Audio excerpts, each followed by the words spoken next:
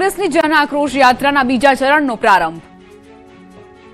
ખેડાના પ્રસિદ્ધ ભાગવેલ ધામથી કોંગ્રેસની જન આક્રોશ યાત્રાના બીજા ચરણનો પ્રારંભ। ભાતીજી મહારાજના મંદિરે શાસ્ત્રોક્ત વિધિ મુજબ ધ્વજારોહણ કર્યા બાદ વિશાળ જનસંમેલન યોજાયું, જેમાં પ્રદેશ પ્રમુખ અમિત ચાવડા, બનાસકાંઠાના સાંસદ ગેનીબેન ઠાકોર સહિતના પક્ષના ઉચ્ચ નેતાઓ, સ્થાનિક આગેવાનો અને મોટી સંખ્યામાં કાર્યકરો ઉપસ્થિત રહ્યા। પ્રદેશ પ્રમુખ અમિત ચાવડાએ ભાજપની ડબલ એન્જિન સરકારને લઈને શાબ્દિક પ્રહાર કર્યા હતા। તો આ મહાસંમેલન પૂર્ણ થયા બાદ જન આક્રોશ યાત્રા ડાકોર રવાના થઈ, જ્યાં ભગવાન રણછોડરાયના મંદિરે ધ્વજારોહણ કર્યા બાદ વિશાળ જનમેદનીને સંબોધવામાં આવશે। આ યાત્રા થકી આગામી દિવસોમાં મધ્ય ગુજરાતના વિવિધ વિસ્તારોમાં ફરીને જનમત મેળવવાનું કામ કરશે। 31 ડિસેમ્બર પહેલા ગુજરાતમાં દારૂ ઘુસાડવા બુટલેગરો સક્રિય થયા। 31 ડિસેમ્બર પહેલા ગુજરાતમાં દારૂ ઘુસાડવા અને હેરાફેરી માટે બુટલેગરો સક્રિય થયા છે, જેની સામે પોલીસ પણ સક્રિય થઈ છે। ખાસ કરીને સરહદી જિલ્લાઓમાં તકેદારી રખાઈ રહી છે। અરવલ્લીની શામળાજી અણસોલ ચેકપોસ્ટ પરથી 91 લાખ રૂપિયાનો વિદેશી દારૂનો જથ્થો ઝડપાયો। આ સાથે શામળાજી પોલીસે વિદેશી દારૂ સાથે હરિયાણાના 2 આરોપીઓની ધરપકડ કરી છે। પોલીસે દારૂના જથ્થા સાથે 1 લાખથી વધુનો મુદ્દામાલ કબજે કર્યો। રાજકોટના ભાયાવદરમાં પાણીના પાઉચની જેમ દેશી દારૂ વેચાતો હોવાનો આરોપ લાગ્યો છે। સાથે જ ફરી એકવાર દારૂબંધીના ધજાગરા ઉડ્યા। શહેરના ભાયાવદરમાં દારૂના વેપલાનો એક જાગૃત નાગરિકે વિડીયો બનાવ્યો છે। સ્થાનિક લોકોનો આક્ષેપ છે કે બુટલેગર અને પોલીસ વચ્ચે સાંઠગાંઠના કારણે આ રીતે વેપલો ચાલે છે। આ દૂષણ સામે જાગૃત નાગરિકે આક્ષેપ કર્યો કે પોલીસમાં અરજી કરતા પોલીસે જ ડરાવ્યો અને જેલ હવાલે કરી દેવાની ધમકી આપી। બોટાદ મહેસાણામાં જોવા મળ્યા બુટલેગરોના કિમિયા। 31 ડિસેમ્બર માટે બુટલેગરો ગુજરાતમાં દારૂ ઘુસાડવા અને હેરાફેરી માટે સક્રિય થયા છે અને અવનવા કિમિયાનો ઉપયોગ કરી રહ્યા છે। તો પોલીસ પણ આવા કિમિયાને નિષ્ફળ બનાવી રહી છે। બોટાદમાં કપાસની આડમાં દારૂની હેરાફેરી પકડાઈ છે। રાણપુર પાડિયાદ રોડ પર સાંકરડી ગામ પાસેથી પોલીસે એક ટ્રક ઝડપ્યો હતો, જેમાં કપાસના જથ્થાની આડમાં વિદેશી દારૂ પકડાયો હતો। ટ્રકમાંથી પોલીસે બિયરના 1776 ટીન સાથે 15 લાખથી વધુનો મુદ્દામાલ જપ્ત કર્યો। આ સાથે એક આરોપીને ઝડપ્યો છે। તપાસમાં ખુલ્યું છે કે સુરેન્દ્રનગરના એક બુટલેગરે મધ્યપ્રદેશથી બિયરનો જથ્થો મંગાવ્યો હતો।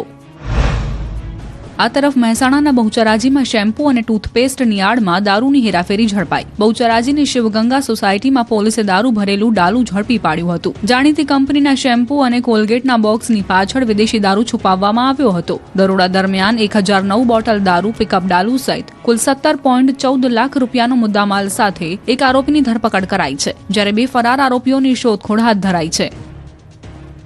સુરતમાં એક ગેંગસ્ટરની પોલીસે શાન ઠેકાણે લાવી।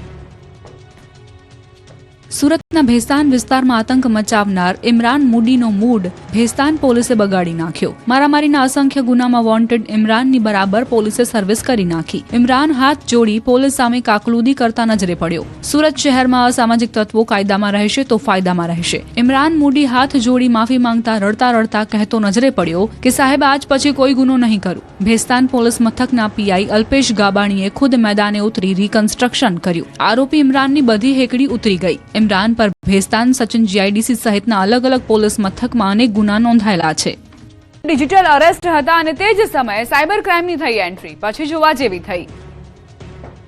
મહેસાણામાં ડિજિટલ અરેસ્ટનો ચોંકાવનારો કિસ્સો સામે આવ્યો। આશ્ચર્યની વાત તો એ હતી કે એક વૃદ્ધ ડિજિટલ અરેસ્ટ થયા। એ જ સમયે પોલીસે તેમનું રેસ્ક્યુ કર્યું। ઠગબાજોએ વૃદ્ધને અલગ અલગ ધમકીઓ આપીને ડરાવી નાખ્યા હતા, જેમાં ઠગબાજોએ તેમને મુંબઈમાં સિમ કાર્ડ અને કેનેરા બેંકમાં એકાઉન્ટ છે તેવું કહીને ડરાવ્યા હતા। સાથે જ ખાતામાંથી ટેરર ફંડિંગ થતું હોવાનો ખોટો આરોપ લગાવ્યો। એટલું જ નહીં, પાકિસ્તાન અને અફઘાનિસ્તાનમાં ટેરર ફંડિંગ અને વોરંટ નીકળ્યા હોવાનું કહીને તેમને ડિજિટલ અરેસ્ટ કરી દીધા હતા। ગાડિયામાં ફસાયેલા વૃદ્ધને તે બાદ ઠગબાજોએ વેરિફિકેશનના બહાને બેંક ખાતામાંથી રકમ ટ્રાન્સફર કરાવવાની તૈયારી કરી હતી। જો કે તે જ સમયે સાયબર ક્રાઇમ પોલીસે સ્થળ પર પહોંચી અને ડિજિટલ અરેસ્ટ માટે વૃદ્ધ મોબાઈલમાં લાઈવ હતા તે સમયે જ પોલીસે તેમનું રેસ્ક્યુ કર્યું હતું। મહેસાણામાં તસ્કરો બેફામ, ચોરી રોકવા જતા ચોકીદાર પર જીવલેણ હુમલો।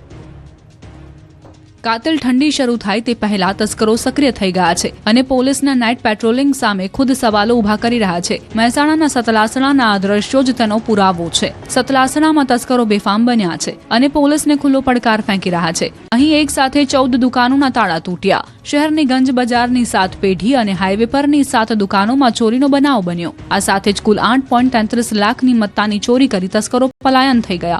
વધુ આશ્ચર્યની વાત તો એ છે કે આ ચોરીઓને અટકાવવા જતા પથ્થરમારાના બનાવો પણ બન્યા છે. ચોરીને અટકાવવા ગયેલા એક ચોકીદાર પર તસ્કરોએ જીવલેણ હુમલો કર્યો અને આ બનાવ સીસીટીવીમાં પણ કેદ થયો. સીસીટીવીમાં સાફ જોઈ શકાય છે કે 4 જેટલા તસ્કરો બોરીઓથી ભરેલી ઇમારતોમાં હાથ ફેરો કરી રહ્યા છે અને તે જ સમયે લાકડી અને ટોર્ચ લઈને ચોકીદાર પહોંચી જાય છે. ચોકીદારને જોઈને ભાગવાના બદલે તસ્કરો છે. એક તસ્કર હાથમાં પથ્થર લઈને ચોકીદારને મારવા લાગે છે. 4 તસ્કરોની પથ્થરબાજી થતી હતી તેમ છતાં ચોકીદાર હિંમત દાખવે છે અને એક લાકડીથી વળતો પ્રહાર કરતા 4 તસ્કરો ઊભી પૂંછડીએ ભાગી જાય છે. સુરત, ભાવનગર, કચ્છમાં આગના બનાવ. સાંકડી ગલીઓના કારણે થયું મોડું. સુરતના નાનપુરમાં મોડી રાત્રે દુકાનમાં લાગી ભીષણ આગ. જમરૂક ગલીમાં સાઈ ઓટો નામની દુકાનમાં લાગી હતી આગ, જે બાદ નવસારી બજાર અને મુગલીસરાની ટીમ સ્થળ પર પહોંચી હતી. આ બનાવમાં દુકાનમાં રાખેલો માલ સામાન બળીને ખાખ થયો હતો. શોર્ટ સર્કિટના કારણે આગ લાગ્યાનું અનુમાન છે. આ તરફ ભાવનગરના જૂના બંદર રોડ પર આગની ઘટના બની. વાલકેટ ગેટ બૂટ ચપ્પલના ગોડાઉનમાં અચાનક આગ ભભૂકી હતી. આગ લાગતા ફાયર બ્રિગેડને જાણ કરવામાં આવી હતી, પરંતુ રસ્તો સાંકડો હોવાથી ફાયરની ટીમને સ્થળ પર પહોંચતા મોડું થયું હતું. જોકે કલાકોની જહેમત બાદ આગ પર કાબુ મેળવી લેવાયો હતો. ગોડાઉન બંધ હોવાથી સદનસીબે કોઈ જાનહાનિ નથી સર્જાઈ. આ તરફ કચ્છના ભચાઉ તાલુકાના ચોપડવા ગામે બંધ કંપનીના રૂમમાં આગ લાગી, જે બાદ ફાયર ટીમ ઘટના સ્થળે દોડી હતી. જોકે અહીં પણ રસ્તો સાંકડો હોવાથી ફાયર ગાડી પહોંચી શકી નહોતી. ત્યાં સુધી પાણી લાવીને બાલટીઓ વડે ભારે મહેનતે આગ કાબૂમાં લેવામાં આવી. અમદાવાદમાં ખાખીનો લાફાકાંડ. Head constable suspend. સવાલ એ છે કે આખરે પોલીસને કેમ આવ્યો ગુસ્સો?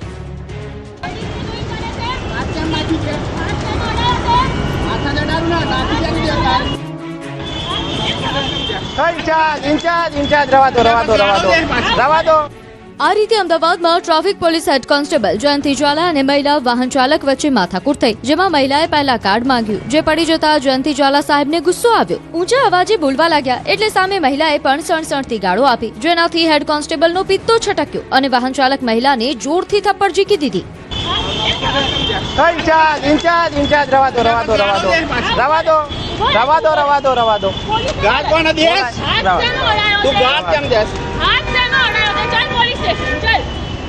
પછી તો ઝાલા સાહેબ અને મહિલા બંનેએ 112માં ફોન કર્યો. માથાકૂટ અહીં જ અટકતી નથી. પછી તો બંને તુતારી પર ઉતરી આવ્યા. એકબીજા વિશે અભદ્ર ટિપ્પણીઓ થઈ. વિડીયોમાં હેડ કોન્સ્ટેબલ એવું પણ કહેતા સંભળાઈ રહ્યા છે કે અમે કોઈની ગાળો ખાવા માટે રસ્તા પર નથી ઉભા.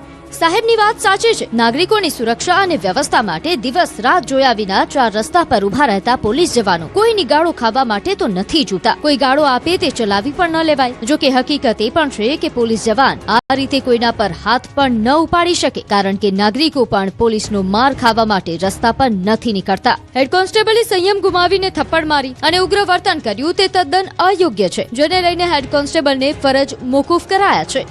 મહિલાએ એવો પણ આરોપ લગાવ્યો છે કે જ્યારે પોતાની સાથે થયેલા ગેરવર્તન અંગે તે ફરિયાદ નોંધાવવા માટે પાલડી પોલીસ સ્ટેશનમાં ગઈ, ત્યારે ત્યાં 50 થી 55 પોલીસ કર્મી એકઠા થઈ ગયા, પરંતુ મારી ફરિયાદ ન લીધી.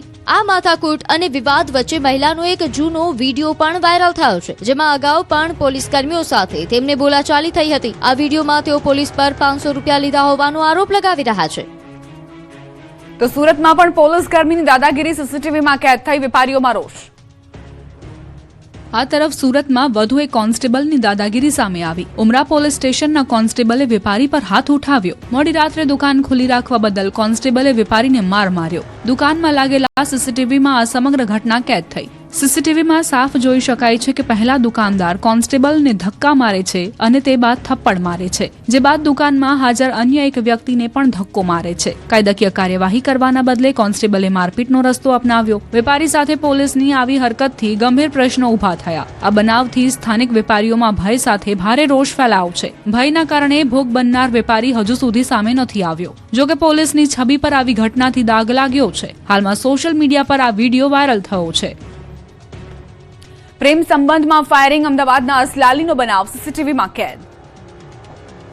અમદાવાદમાં ફાયરિંગ 18 તારીખના બનાવના સીસીટીવી સામે આવ્યા. શહેરના અસલાલી વિસ્તારમાં પ્રેમ સંબંધમાં ફાયરિંગ અને રાયોટિંગનો બનાવ બન્યો છે. યુવતીને ભગાડી જવાની શંકામાં યુવક પર ફાયરિંગ કરાયું. આ સમગ્ર મામલે આરોપી કેવલ રબારી, કાનુ ગમારા સહિત 10 લોકો સામે ફરિયાદ નોંધાઈ છે. ડિફેન્ડર, સ્કોર્પિયો અને ફોર્ચ્યુનર જેવી મોંઘીદાટ ગાડીઓમાં આવેલા આરોપીઓએ ફાયરિંગને અંજામ આપ્યો હતો. સીસીટીવીમાં સ્પષ્ટ જોઈ શકાય છે કે સાંજના સમયે 3 કાર રોડ સાઈડમાં આવીને ઊભી રહે છે. કારની હેડલાઇટ્સ ચાલુ રહે છે અને તેમાંથી કેટલાક લોકો ઉતરે છે. આ સમયે અન્ય કારમાંથી પણ ઉતરીને કેટલાક લોકો ટોળામાં જોડાય છે. આ બનાવ 18 ડિસેમ્બરે બન્યો હતો અને હાલ તેના સીસીટીવી સામે આવ્યા છે. હાલમાં પોલીસે સીસીટીવીના આધારે તપાસ શરૂ કરી છે.